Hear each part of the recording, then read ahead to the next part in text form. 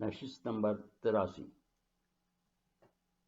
حضرات، ابھی ہم نے نشست نمبر 82 ختم کی۔ اب ہم 83 بات کر رہے ہیں۔ اس کا عنوان ہے غزوہ خندق میں چند مقابلے و کفار کا فرار۔ گزشتہ نشست میں ہم اس بات پر بات کر رہے تھے کہ حضرت نعیم بن مسعود رضی اللہ تعالیٰ عنہ کا جوابی حربہ کامیاب رہا اور غزوہ خندق کے آخری ایام میں کفار میں پھوٹ پڑ گئی۔ پھر یہ ہوا کہ کفار نے جب یہ محسوس کیا کہ ان کی رسد ختم ہونے والی ہے تو انہوں نے جانوروں کے لیے راشن مقرر کر دیا، جس کا نتیجہ یہ نکلا کہ وہ بھوک سے مرنے لگے۔ لہذا انہوں نے اپنے بہترین بہادر آخری کوشش کے طور پر منتخب کیے تاکہ جب مسلمان نماز پڑھ رہے ہوں تو ان پر حملہ کر دیا جائے اور خندق پار کر لی جائے۔ واضح ہے کہ اس سے پہلے صلاۃ الخوف کا حکم آ چکا تھا، لہذا طریقہ کار یہ تھا کہ نصف فوج نماز ادا کرتی تھی اور نصف چاق و چوبند رہتی تھی۔ اس لیے آدھی نفری ہونے کی بنا پر حملہ کرنے کے لیے بہترین وقت تھا، اور ایک مرحلہ تو ایسا ہے کہ مسلمان دن بھر نماز خوف بھی ادا نہیں کر سکے۔ تمام نمازیں مغرب کے بعد باجماعت حضور نے اس طرح پڑھائیں۔ ایک دفعہ بلال رضی اللہ تعالیٰ عنہ نے اذان دی اور ظہر کی نماز پڑھائی، اس کے بعد پھر اذان دی اور عصر کی نماز پڑھائی، پھر مغرب اور اس کے بعد عشاء کی نماز پڑھائی۔ یہ واقعہ ابن کثیر رحمہ اللہ تعالیٰ نے مجاہد اور جابر بن عبداللہ رضی اللہ تعالیٰ عنہ کے حوالے سے بیان کیا ہے، اور اس پر یہ اضافہ بھی کیا ہے کہ حضور نے اس موقع پہ فرمایا کہ تم روئے زمین پہ وہ واحد لوگ ہو جو اتنے مشکل وقت میں بھی اللہ تعالیٰ کا ذکر کرتے ہو، اور یہ بھی فرمایا کہ ان لوگوں نے ہمیں عصر کی نماز تک سے روک رکھا ہے۔ اللہ ان کے شکموں میں اور دلوں کو آگ سے بھرتے۔ بعد نے اس میں لفظ قبروں کا بھی اضافہ کیا ہے، واللہ عالم۔ آخر کافی تک و دو کے بعد کفار نے کمزور جگہ بھی ڈھونڈ لی جو صلہ کی پہاڑی کی ترائی میں تھی، اور غالباً پہاڑی کی وجہ سے کچھ چوڑائی میں بھی کم رہ گئی تھی۔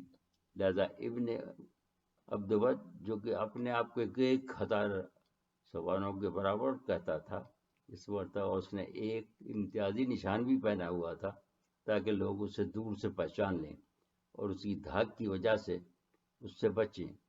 ایک دن اس نے اپنے کچھ اور لوگوں کو بھی ساتھ لیا اور گھوڑے کو اڑ لگائی تو وہ پہلی کوشش میں خندق پار کر گیا، مگر اس وقت جو دستہ پہرے پر معمور تھا اس کے سربراہ حضرت علی کرم اللہ وجہ تھے۔ انہوں نے اس کو للکارا اور گھیر لیا۔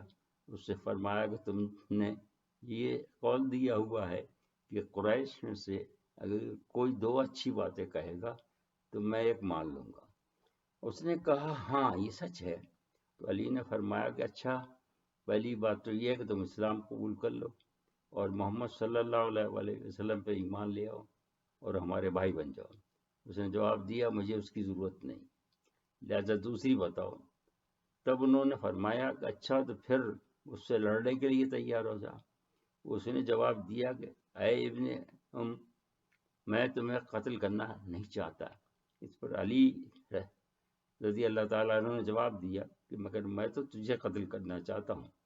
ایک نوجوان سے اس طرح کا جواب سن کر وہ برہم ہو گیا اور اپنے گھوڑے سے کود پڑا۔ پہلے تو تلوار سے گھوڑے کے پیروں پر حملہ کر کے اس کی کوچے کاٹ ڈالی، پھر اس کے منہ پہ ضرب لگا کر اسے خندق کی طرف ڈھکیل دیا اور پوری طاقت سے حضرت علی رضی اللہ تعالیٰ پر گرز سے وار کیا، جس کو انہوں نے انتہائی پھرتی سے جھکائی دے کر ضائع کیا۔ اس کا گرز خود اس کے زور کی بنا پر زمین میں دھس گیا۔ ابھی وہ سنبھل نہیں پایا تھا کہ حضرت علی نے تلوار کا زوردار وار کر کے اس کو ہلاک کر ڈالا اور وہ چکرا کے خندق میں جا گرا اور وہیں تڑپ تڑپ کر مر گیا۔ ابن ہشام رحمہ اللہ کے مطابق باقی سوار خندق پار کر کے بھاگ گئے، مگر دوسرے مورخین نے اس موقع پر چند اور لوگوں کے مارے جانے کی بھی خبر دی ہے، جن میں نوفل بن عبداللہ بھی شامل تھا جو کہ مخزومی تھا۔ اس نے بھی معذرت طلب کی تھی اور جواب میں زبیر بن عوام نے اسے ایک ہی وار میں کیف کردار تک پہنچا دیا تھا۔ جب وہ خندق میں پڑا تڑپ رہا تھا، لوگوں نے اوپر سے پتھر پھینکنا شروع کر دیے تاکہ اس کی جلد جان کنی ہو، اور وہ جاگنی کے عذاب سے نکلے۔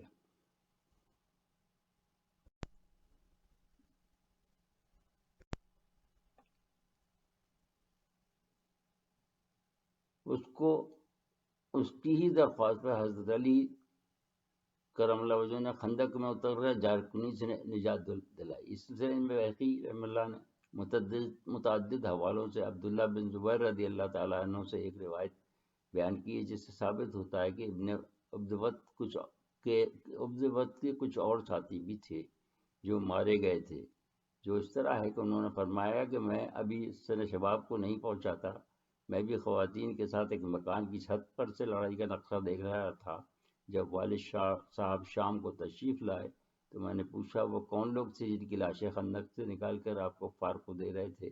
تو انہوں نے فرمایا کہ وہ مشرکین کی لاشیں تھیں جو میں رسول اللہ صلی اللہ علیہ وآلہ وسلم کے حکم پر مشرکین کے حوالے کر رہا تھا۔ چونکہ یہاں جمع کا صیغہ استعمال ہوا ہے، ممکن ہے کہ کوئی بھی ان میں سے بچ نہ سکا ہو جو خندق عبور کر کے آئے تھے، یا پھر یہ وہی دو لاشیں ہوں جن کا ذکر اوپر آ چکا ہے، یا ممکن ہے کہ کچھ مقابلے پہلے اور بھی ہوئے ہوں اور یہ کسی اور دن کا واقعہ ہو، کیونکہ یہ کفار کا روزمرہ کا دستور تھا کہ وہ خندق عبور کرنے کی کوشش کرتے اور اس کوشش میں مار جاتے۔ مگر قابل ذکر یہ واقعہ اس لیے مورخین نے سمجھا کہ اس میں ایک ایسا شخص مارا گیا جس کو اپنے اوپر بڑا گھمنڈ تھا، اور اس کی لنترانیوں کی وجہ سے قریش بھی اس کو ایسا ہی زوراور سمجھنے لگے تھے، کیونکہ وہ بدر میں بھی آیا تھا اور لڑا بھی تھا، مگر اس نے کوئی قابل ذکر کارنامہ انجام نہیں دیا تھا اور زخمی ہو کر گیا تھا، کیونکہ ابھی اس کی موت نہیں لکھی تھی۔ مورخین کے مطابق وہ غزوہ احد میں زخمی ہونے کی وجہ سے نہیں آیا تھا، لیکن اس مرتبہ اس کی موت علی جیسے شیر دل اور شیر خدا کے سامنے کھینچ لائی۔ اس کی موت سے کفار کی بڑی ہوا خیزی ہوئی، ان کے لشکر میں سراسیمگی پھیل گئی، لہذا انہوں نے شنبے کی رات کو ایک مجلس سے مشاورت طلب کی اور اس میں یہ فیصلہ کیا کہ کل صبح فیصلہ کن جنگ کی جائے اور تمام احزاب کو کہلا بھیجا جائے کہ وہ کل جنگ کے لیے تیار ہو کر آئیں۔ لیکن بنی قریظہ نے جواب دیا کہ اول تو کل یوم سبت ہے اور ہم اس دن کوئی کام نہیں کرتے، جنہوں نے پہلے اس دن کام کیا ان کا انجام ہمیں معلوم ہے، لہذا ہم ایسی غلطی دوبارہ نہیں کریں گے۔ دوسرے، جب تک تم اپنے کچھ سردار ہمارے پاس یرغمال کے طور پر نہ رکھو ہم لڑنے کو تیار نہیں۔ اس سے اس بات کی تصدیق ہو گئی جو کہ نعیم بن مسعود رضی اللہ تعالیٰ نے قریش سے کہی تھی۔ ادھر رحمت عالم سربہ سجود ہو کر دعا میں مشغول ہو گئے۔ امام احمد حنبل رحمہ اللہ تعالیٰ نے مسند احمد میں ربی بن سعید حضری سے ایک روایت نقل کی ہے کہ انہوں نے فرمایا کہ میرے والد فرماتے تھے کہ میں نے حضور صلی اللہ علیہ وسلم سے درخواست کی کہ حضور کوئی ایسی دعا تلقین فرما دیں جو کہ لوگوں کے دل میں اتر جائے، یعنی وہ آسانی سے ہر وقت ورد کر سکیں۔ تو حضور نے یہ دعا عنایت فرمائی، یا اللہ ہماری عورتوں کے ستر پوشیدہ اور ہماری عزت اور ہماری آبرو کو محفوظ رکھ۔ اس کے بعد امام احمد حنبل رحمہ اللہ تعالیٰ نے چند اور حوالوں سے بیان فرماتے ہیں کہ ایک روز حضور مسجد اعظم میں تشریف لے گئے اور اپنی رضائے پاک بچھا کر اس پر ایسے استادہ ہوئے اور بہت دیر تک دعا کرتے رہے، لیکن نماز نہیں ادا فرمائی، اور دوبارہ آپ جب اس مسجد میں تشریف لائے تو دعا بھی فرمائی اور نماز بھی ادا فرمائی۔ یہ واقعہ اس اضافے کے ساتھ تمام صحیحین میں متعدد حوالوں کے ساتھ درج ہے کہ حضور صلی اللہ علیہ وآلہ وسلم نے اس موقع پر یہ دعا فرمائی، جس کا ترجمہ یہ ہے کہ یا اللہ تو کتاب نازل فرمانے والا اور سریع الحساب ہے، احزاب کو شکست سے دوچار فرما، یا اللہ انہیں شکست دے، ان کے پاؤں کھوڑ دے۔ اللہ سبحانہ تعالیٰ نے ان کی دعا کو اسی وقت شرف قبولیت بخشا جیسے ہی مانگی گئی تھی۔ ایک زبردست طوفان برق و باران آیا جس سے ان کے خیمے اکھڑ گئے، چولہے بجھ گئے علاوہ ٹھنڈے ہو گئے، سردی کی وجہ سے دنی بج گئی، یہاں تک کہ اس رات کھانا بھی نہیں پک سکا۔ ابو سفیان اس افتاد غیبی پر حوصلہ چھوڑ بیٹھا اور اس نے فوجوں کو واپسی کا حکم دے دیا۔ وہ اس وقت اتنا بدحواس ہو چکا تھا اور اس عذاب الہی سے اتنا خوفزدہ ہو گیا تھا کہ گھبراہٹ میں اپنی اونٹنی کو کھولنا بھی بھول گیا اور اس کے نہ چلنے پہ اس کو بے تحاشا پیٹنے لگا۔ اس صورت حال کی حضور کو پہلے سے ہی خبر ہو چکی تھی، لیکن انہوں نے خبر لینے کے لیے حذیفہ رضی اللہ تعالیٰ عنہ کو بھیجا، اور وہ اس سردی کے باوجود، جبکہ لوگوں کا خیموں سے باہر نکلنا جان جوکھن کا کام تھا، تشریف لے گئے اور انہوں نے سب سے پہلے حضور صلی اللہ علیہ وسلم کو ان کے فرار کی خبر دی۔ لہذا حضور صبح کو مدینے میں لشکر